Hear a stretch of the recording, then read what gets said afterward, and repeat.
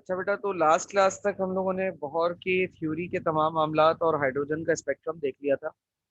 अब आज हम आगे चलते हैं। छोटी सी बात है, छोटी सी थ्योरी है। और वो बात या वो थ्योरी क्या है? It is impossible to determine position and velocity of electron simultaneously. अगर किसी एटम की बात करें बेटा, तो एटम में फॉर एग्जांपल ये न्यूक्लियस है और इस एटम में ये शेल्स हैं।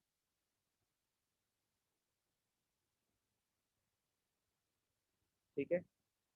अब एटम, किसी भी एटम में इलेक्ट्रॉन जो होता है वो बहुत ही फ्यूरियस स्पीड से चल रहा होता है, मूव कर रहा होता है, यानी कि स्पीड ऑफ लाइट से ट्रेवल कर रहा होता है। अब स्पीड ऑफ लाइट से ट्रेवल करते वक्त हम अगर चाहें किसी एटम में मौजूद किसी इलेक्ट्रॉन की पोजीशन को मालूम करें। फॉर एग्जांपल अभी मेरे पास एक इलेक्ट्रॉन है इस जगह पर एटम में, ठीक है। अब जितनी देर में मैं इस इलेक्ट्रॉन को देखकर इसकी पोजीशन को मालूम करूंगा कि ये किस जगह पर है। फॉर एग्जाम्पल ये भाई सर्कल के फॉर एग्जाम्पल 170 डिग्रीज एंगल पर, मैंने जितनी देर में इतना मालूम करना है, इतनी देर में इलेक्ट्रॉन की वेलोसिटी चेंज हो जानी है। अच्छा, अब कोई बोले कि सर इलेक्ट्रॉन की स्पीड तो आपने बोल दिया ना स्पीड ऑफ लाइट के बराबर होती है, तो वेलोसिटी कैसे चेंज हो गई? बेटा याद रहे, स्पीड और वेलोसिटी में सबसे बड़ा फर्क डायरेक्शन का होता है। स्पीड एक स्केलर क्वांटिटी है और वेलोसिटी एक वेक्टर क्वांटिटी है। और वेक्टर क्वांटिटी, स्केलर और वेक्टर क्वांटिटी आप लोग मैट्रिक में भी पढ़ चुके हैं और शायद अभी फर्स्ट ईयर में भी पढ़ चुके होंगे कि वेक्टर क्वांटिटी की कुछ डायरेक्शन होती है, स्केलर क्वांटिटी की कोई डायरेक्शन नहीं होती। तो because velocity has a direction, velocity की डायरेक्शन होती है, यानी कि जितनी देर में मैंने ये मालूम किया इलेक्ट्रॉन अपनी पोजीशन यहाँ से चेंज करके यहाँ आ चुका होगा। और इलेक्ट्रॉन की जो वेलोसिटी की पोजीशन होती है ना, वो टेंजेंट के अलोंग होती है। यानी कि अगर मैं इस पॉइंट से एक टेंजेंट ड्रॉ करूंगा तो वो ऐसे आएगा, इस पॉइंट से ड्रॉ करूंगा तो वो टेंजेंट यूं जाएगा। अगर फॉर एग्जांपल इलेक्ट्रॉन यहाँ पर है तो इस पॉइंट से टेंजेंट यहाँ जा रहा है, इस पॉइंट से टेंजेंट यहाँ जा रहा है, इस पॉइंट से टेंजेंट यहाँ जा रहा है। तो हर पॉइंट पर वेलोसिटी की डायरेक्शन चेंज हो रही है। तो जब वेलोसिटी की डायरेक्शन चेंज हो रही है तो हम ये कह सकते हैं कि वेलोसिटी हर पॉइंट पर चेंज हो रही है। तो जितने टाइम में हम पोजीशन को मालूम करने की कोशिश करेंगे, इतने टाइम में वेलोसिटी हम मालूम नहीं कर पाएंगे। वेलोसिटी हमारे लिए क्या हो जाएगी? वेलोसिटी हमारे लिए अनसर्टेन हो जाएगी। और अगर मैं किसी इलेक्ट्रॉन की फॉर एग्जांपल इस पोजीशन पर वेलोसिटी मालूम करने जाता हूँ डायरेक्शन के साथ, तो जितनी देर में मैं ये वेलोसिटी मालूम करूंगा डायरेक्शन समेत, उतनी देर में इलेक्ट्रॉन अपनी पोजीशन यहाँ से चेंज करके यहाँ आ चुका होगा। और जैसे ही पोजीशन चेंज होगी, ऑटोमेटिकली इलेक्ट्रॉन की पोजीशन अनसर्टेन हो जाएगी।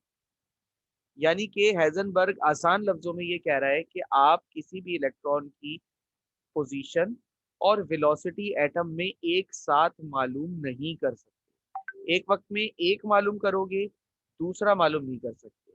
दूसरा मालूम करोगे तो पहला मालूम नहीं होगा। बस ये चीज कह रहा है हेजनबर्ग। क्लियर हो गई बात?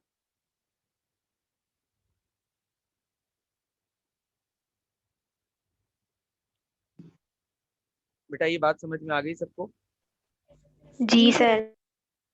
ठीक है, जी सर। आगे चलते हैं। अब किसी भी एटम में इलेक्ट्रॉन के डिवीजन की अगर हम बात करें, तो किसी एटम में इलेक्ट्रॉन का डिवीजन कैसे होता है? देखो, अगर मैं आपसे आपके घर का एड्रेस पूछूं या कोई मुझसे मेरे घर का एड्रेस पूछे और मैं उसको जवाब में ये कहूँ कि मैं कराची में रहता हूँ, तो क्या सिर्फ इस इंफॉर्मेशन से कोई मेरे घर तक पहुंच सकता है? No sir. कभी भी नहीं पहुंच सकता बेटा। उसकी वजह ये है कि सर देखें, शहर कराची जो है ना वो बहुत बड़ा है। अगर आप किसी को अपनी ये इन्फॉर्मेशन दे रहे हैं कि आप कराची में रहते हैं, तो आप उसको अपना कंप्लीट एड्रेस नहीं दे रहे हैं, बल्कि आप सिर्फ उसको शहर बता रहे हैं। और अब अगर वो आपको ढूंढने आता भी है कराची में, तो क्या वो हर घर बजा कर पूछेगा कि भैया जुल्फिकार साहब यहाँ रहते हैं या नहीं?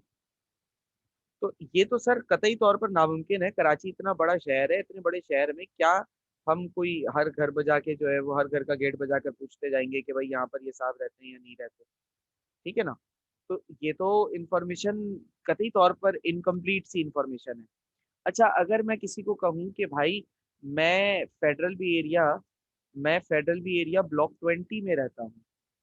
ठीक है, कोई अगर मैं ये कहूँ कि भाई फेडरल बी एरिया ब्लॉक 20 में मैं रहता हूँ, तो और कराची में, मतलब अब मैंने दो इन्फॉर्मेशन प्रोवाइड कर दी है, तो अभी भी मुझे ढूंढना बड़ा मुश्किल है।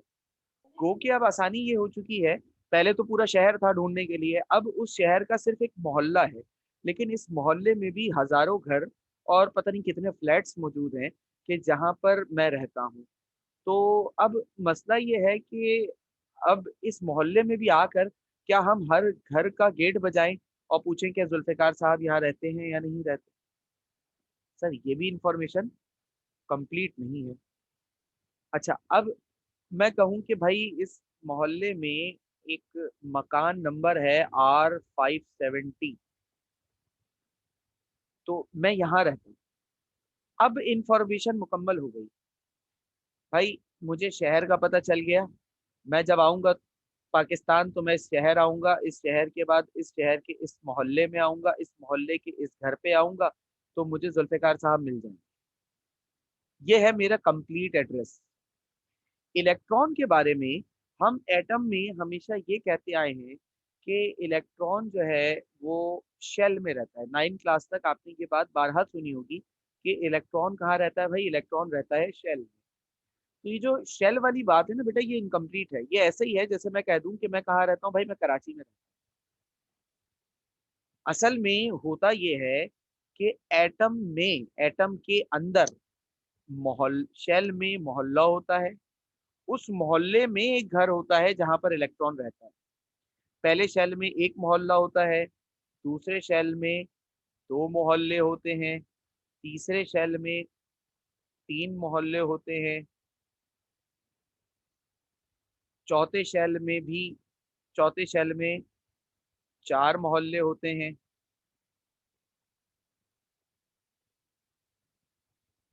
ठीक है, पांचवें शेल में भी चार मोहल्ले होते हैं। मतलब चार से ज्यादा मोहल्ले नहीं है, समझ लो। सही है, पांचवें शेल में भी भाई चार मोहल्ले हैं।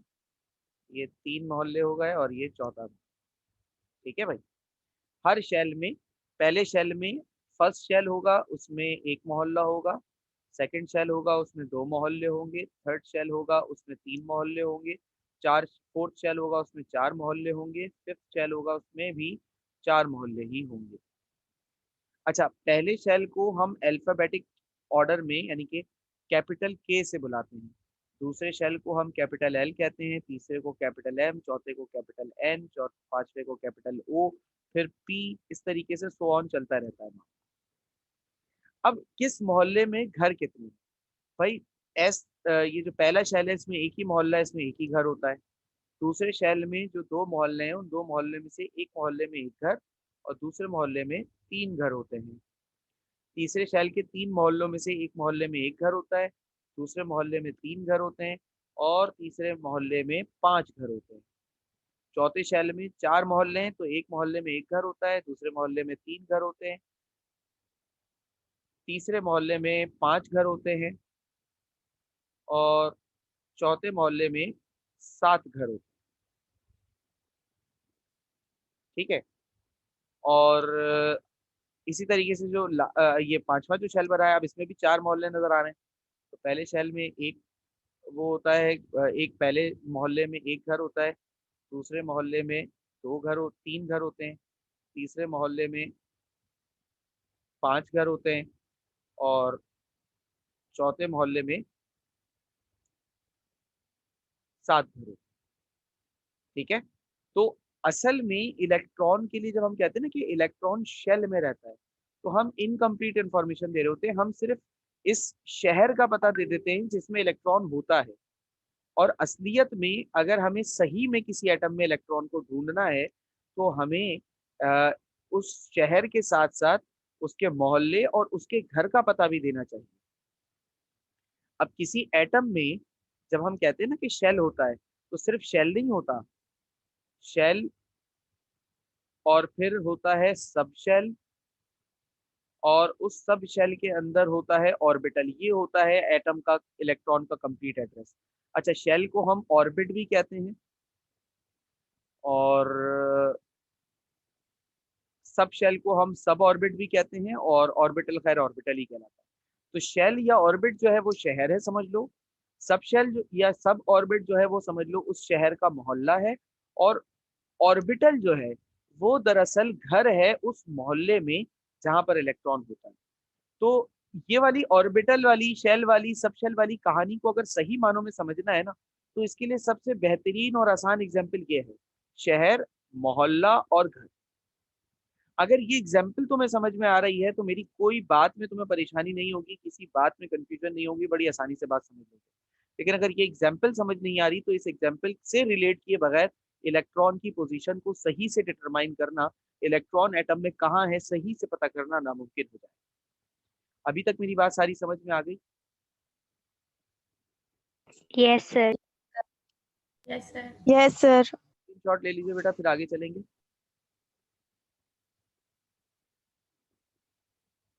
ले लिया? जी सर। जी सर। अच्छा जी, अब मैंने शेल फिर सब शेल समझाया।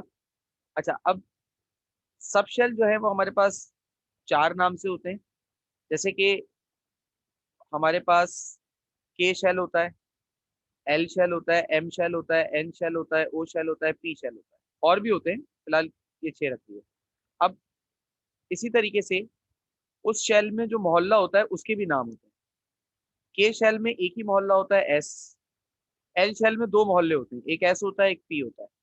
एम में तीन मोहल्ले होते हैं, एक एस होता है, एक पी होता है, एक पी होता है। एन में चार मोहल्ले होते हैं, एक एस होता है, एक पी होता है, एक डी होता है, एक एफ होता है। ओ में भी चार मोहल्ले होते हैं, एक एस होता है, एक पी होता है, एक डी होता है, एक एफ होता है।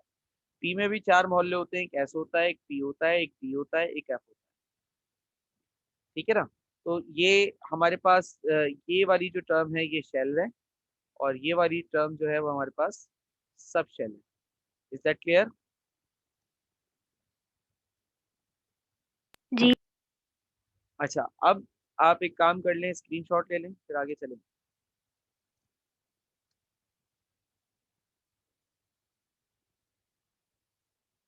ले लिया? जी सर। अच्छा जी, अब आ जाइए घरों पर। ले। ये जो घर होते हैं ना बेटा, ऑर्बिटल्स जैसे हम कहते हैं, इन घर के भी शेप्स होते हैं, जरा उन शेप्स को याद रखिएगा।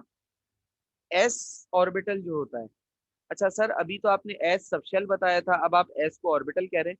बेटा एस सबशेल भी होता है और एस ऑर्बिटल भी होता है, यानी कि एस ही नाम से आपके पास मोहल्ला भी है, ठीक है, और एस ही नाम से आपके पास घर भी है। बेटा किसी का कैमरा ऑन हो गया शायद, अलीजा।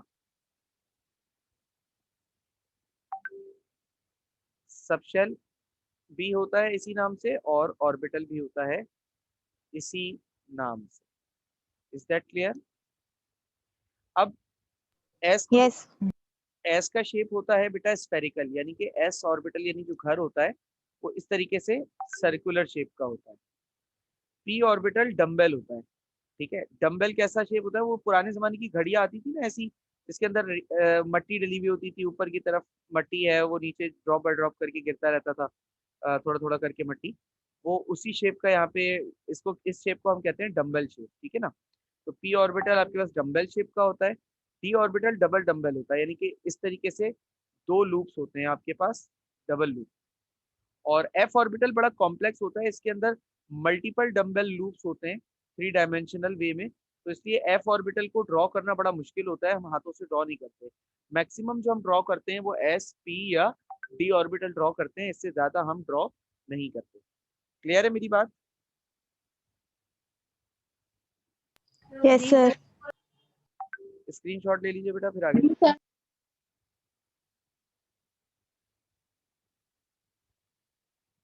ले लिया?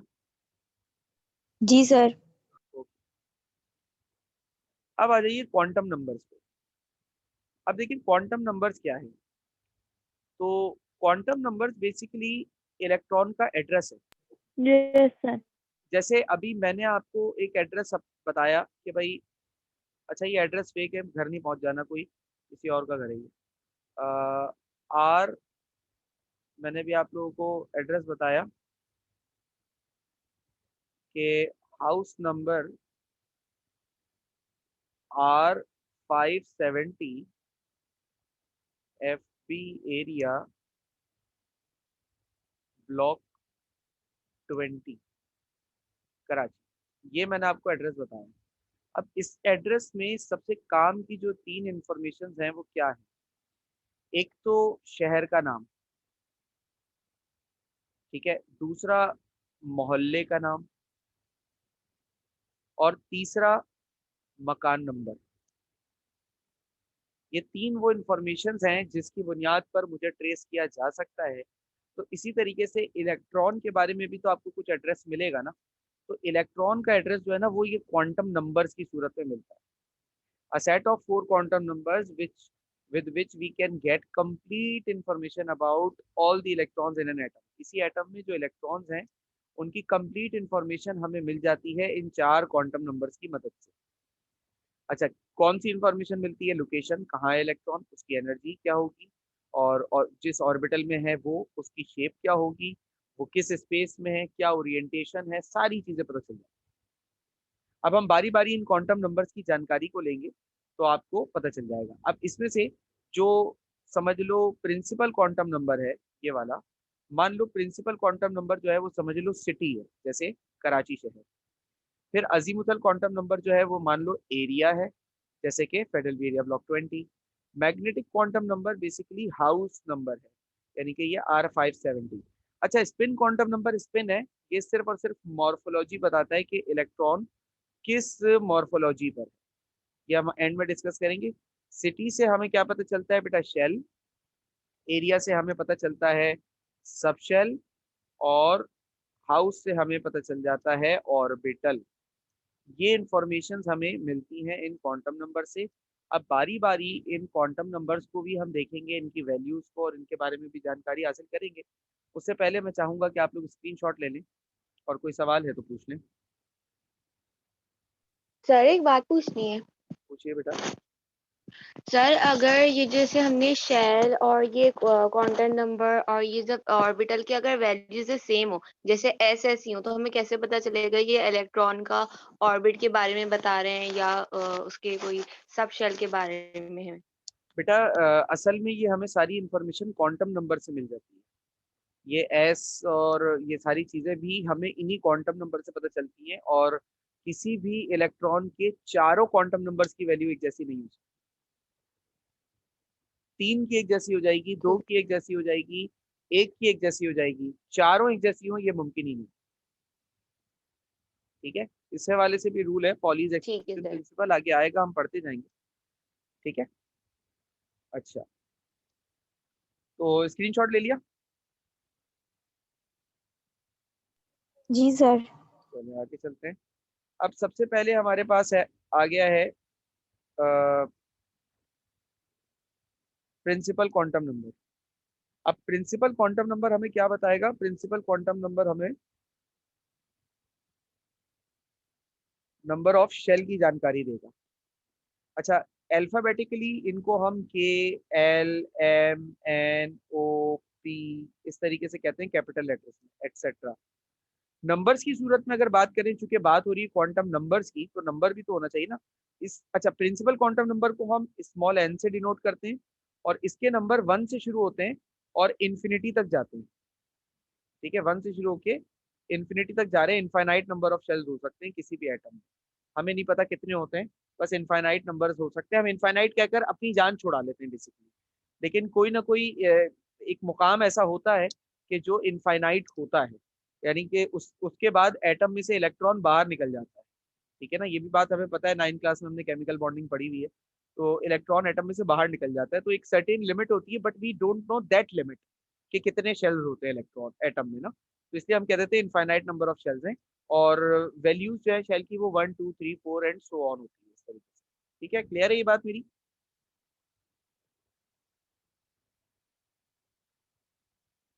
बेटा ये बात क्लियर है मेरी?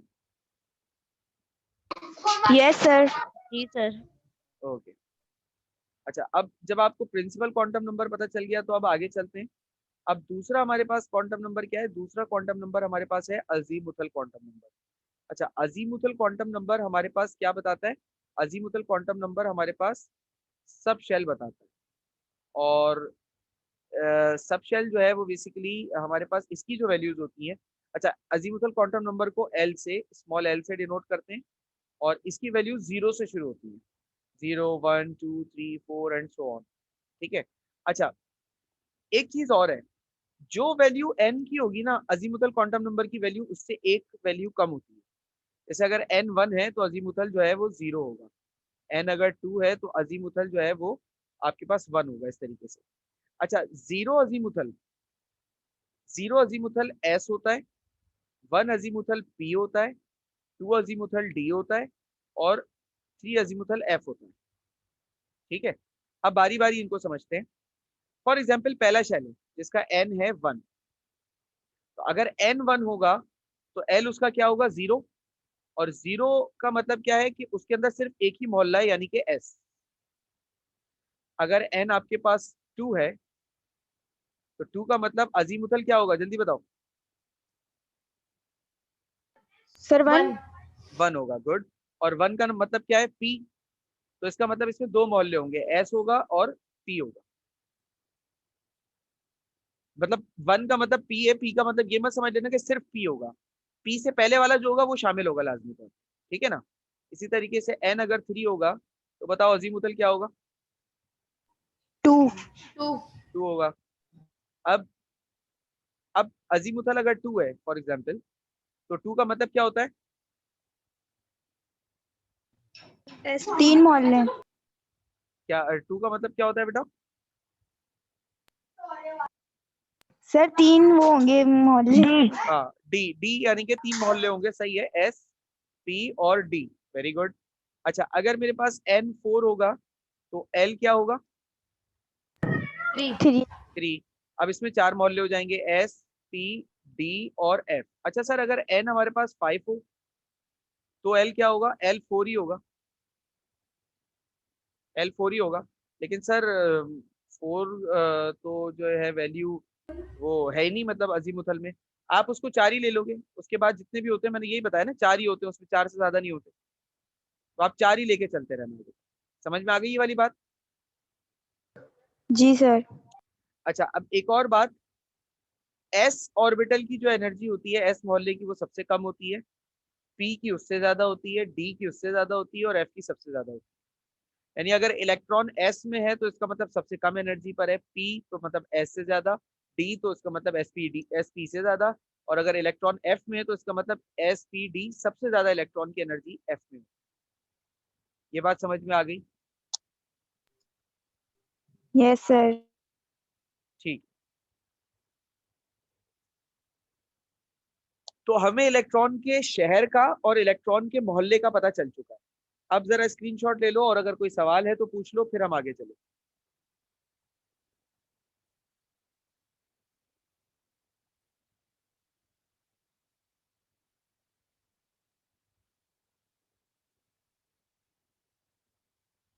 ले लिया बेटा स्क्रीनशॉट? जी सर। कोई सवाल नहीं है? No sir. अच्छा जी, अब आपके पास ये अगला आ गया। अगला क्या है भाई? अगला होता है मैग्नेटिक क्वांटम नंबर। अच्छा, जैसे अजीमुथल क्वांटम नंबर की, प्रिंसिपल क्वांटम नंबर की वैल्यू 1 से शुरू होती है एंड सो ऑन चलती है, अजीमुथल क्वांटम नंबर की वैल्यू 0 से शुरू होकर एंड सो ऑन चलती है। मैग्नेटिक क्वांटम नंबर की अपनी कोई वैल्यू नहीं होती। ठीक है। मैग्नेटिक क्वांटम नंबर की वैल्यू वही होती है जो अजीमुथल क्वांटम नंबर की होती है। बस फर्क इतना होता है कि वो वैल्यू प्लस और माइनस में होती है। मतलब क्या है सर इस बात का? देखो, अजीमुथल क्वांटम नंबर अगर 0 है, ठीक है, तो मैग्नेटिक क्वांटम नंबर हो जाएगा 0। और 0 में प्लस माइनस की कोई वैल्यू नहीं होती, इसका मतलब उस में, उस ऑर्बिटल में सिर्फ एक, उस सब शेल में सिर्फ एक ही घर है। अगर अजीमुथल क्वांटम नंबर की वैल्यू 1 है तो मैग्नेटिक क्वांटम नंबर पता है क्या होता है? मैग्नेटिक क्वांटम नंबर यानी कि m जो है वो क्या हो जाएगा, +-1। अब ये वैल्यू माइनस से शुरू करो, -1 0 +1, कितनी वैल्यूज हो गई बेटा? 3। इसका मतलब इसमें 3 घर होंगे। इसी तरीके से अगर अजीमुथल की वैल्यू 2 है तो मैग्नेटिक क्वांटम नंबर की वैल्यू +-2 हो जाएगी। अब इसको शुरू करो माइनस से, -2 -1 0 +1 +2, ठीक है। अब बताओ कितने घर हो गए? 5. 5। 5 घर हो गए, गुड। इसी तरीके से अगर L की वैल्यू 3 है तो अजीमुथल क्वांटम नंबर +-3 हो जाएगा, यानी कि -3 -2 -1 0 +1 +2 +3, कितने घर हो गए बेटा? 7 घर हो गए। ये वाली बात समझ में आई बेटा? जी सर। यानी कि जो S यस वाला अब शुरू से शुरू करते हैं, अब शुरू से शुरू करते हैं। देखो, अब जो मेरे पास शेल नंबर 1 होता है उसके प्रिंसिपल क्वांटम नंबर की वैल्यू क्या हो गई, n1। अच्छा, n अगर 1 है तो अजीमुथल क्वांटम नंबर उसका क्या बनेगा, 0। अजीमुथल क्वांटम नंबर 0 होने का मतलब ये है कि मैग्नेटिक क्वांटम नंबर भी 0, ठीक है। यानी कि पहले शेल में एक मोहल्ला और एक घर है, बस खत्म हो गई कहानी। तुम्हें याद होगा मैंने भी बताया था ना, दूसरे शहर में 2 मोहल्ले, एक मोहल्ले में एक घर और एक मोहल्ले में 3 घर, ये सारी जो पंचायतें मैं कर रहा था कहाँ से लेकर आ रहा था, इन सब से पता चल रहा था मुझे। अब तुम लोग भी पता कर सकते हो, कोई मसला नहीं है। देखो, अगर मेरे पास फॉर एग्जाम्पल दूसरा शहर है तो अजीमुथल क्वांटम नंबर की वैल्यू क्या हो गई, 1। 1। अच्छा, 1 का मतलब क्या होगा कि इसमें एस भी है और पी भी है, 2 मोहल्ले हो गए। जी। अच्छा, जी मैग्नेटिक सर. क्वांटम नंबर की वैल्यू क्या होती है, +-1। +-1। +-1. अब एस का तो तुम्हें पता है ना कि एस में तो एक ही घर है, ये रहा, एस मोहल्ला था और एस ही ऑर्बिटल भी था, तो एक ही घर है। एस का तो तुम्हें पता है ना, पी का पता करना है, तो पी में अभी तुमने बताया ना कितने घर हैं। देखो यहाँ पर कितने घर हैं, 3 घर है ना। तो इसका मतलब 3। 2 मोहल्ले, 3. एक एस है, एक एस है और एक पी है। एस में एक घर है और पी में 3 घर हैं, सिंपल। अब आ जाओ तीसरे शेल पर। अगर n3 है तो अजीमुथल क्या होगा, 2। और अजीमुथल 2 होने का मतलब ये है कि मैग्नेटिक +-2 है। अच्छा, अजीमुथल 2 होने का मतलब ये है कि इसमें एस भी है, पी भी है, डी भी है, 3 मोहल्ले हैं। अब एस का मुझे पता है कि भाई एस में एक ही घर होता है। पी का मैंने पिछले वाले में पता चल गया कि भाई पी में 3 घर होते हैं। अब डी का इससे निकाल लो, डी में कितने घर हैं भाई, -2 से शुरू करोगे तो अभी तुमने बताया ना 5 घर 5. होते हैं, 5 घर हो 5। गए। फिर आ जाओ n4 अजीमुथल 3 मैग्नेटिक 3 +- में। तो भाई अजीमुथल 3 का मतलब है इसमें एस भी होता है, पी भी होता है, डी भी होता है और एफ भी होता है। अब एस में एक घर होता है, पी में 3 घर होते हैं, डी में 5 घर होते हैं। ये सब तो तुम्हें पीछे वाले केसेस से पता चल चुका है। एफ निकालना है, कितने घर हैं भाई एफ में, 7। 7. खत्म, पता चल गई सारी बात। जी सर. अच्छा, अब जी सर. जी एक सर। जो बड़ा इंपॉर्टेंट और की पॉइंट है याद रखने का, वो क्या है कि एक घर में एक घर में 2 इलेक्ट्रॉन्स रह सकते हैं मैक्सिमम, इससे ज्यादा नहीं, ठीक है। तो अगर मैं पूछूं एस में कितने इलेक्ट्रॉन आएंगे तो जल्दी बताओ, कितने बताओगे?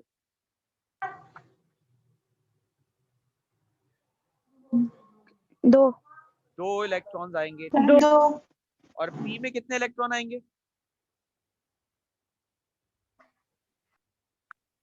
6. वेरी गुड, 6 इलेक्ट्रॉन आएंगे क्योंकि 3 घर है ना, एक घर में 2 इलेक्ट्रॉन है। अच्छा, डी में कितने इलेक्ट्रॉन आएंगे? 10। 10, वेरी गुड। क्यों भाई, 5 घर हैं और एक घर में सर 2 इलेक्ट्रॉन आते हैं, आप ही ने बताया अभी। और एफ में बताओ कितने इलेक्ट्रॉन आएंगे? 14. 14. 14. क्योंकि 7 घर है सर, अभी 14। आपने बताया एक घर में 2 इलेक्ट्रॉन्स आते हैं। समझ में आ गई मेरी सारी बात बेटा? जी सर। अच्छा अब जरा स्क्रीनशॉट ले लो, फिर आखिरी बात करूंगा और बस क्लास ऑफ करूंगा।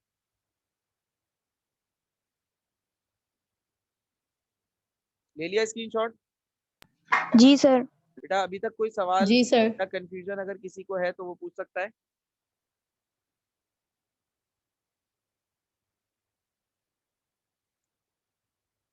आई थिंक नहीं। अब देखो, स्पिन क्वांटम नंबर सबसे बेकार है। इसमें दो ही वैल्यूज होती हैं, या तो प्लस हाफ होती है या माइनस हाफ होती है। प्लस हाफ का मतलब होता है, अच्छा अब हम कह रहे हैं कि एटम जो है वो इलेक्ट्रॉन में ऑर्बिटल में होता है ना। अच्छा इसको छोड़ो, एक बात मुझे बताओ, अगर ये सन है और सन के अराउंड अगर हमारा जो अर्थ है वो रोटेट कर रहा है, तो अर्थ की जो ये मतलब ऑर्बिटल मोशन है दो तरह के होते हैं। जूनियर क्लासेस की साइंस में पता होगा आपको, बता सकता है कौन कौन से होते हैं? रोटेशन और रेवोल्यूशन। Very good. एक होता है रिवॉल्यूशन और एक होता है रोटेशन। अच्छा मुझे इन दोनों में फर्क बताएगा कोई कि क्या होता है रिवॉल्यूशन और रोटेशन?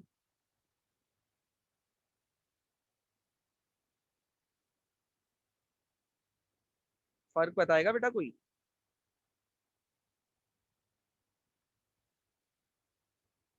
बेटा याद है या नहीं? नहीं सर। जल्दी बोलो बेटा।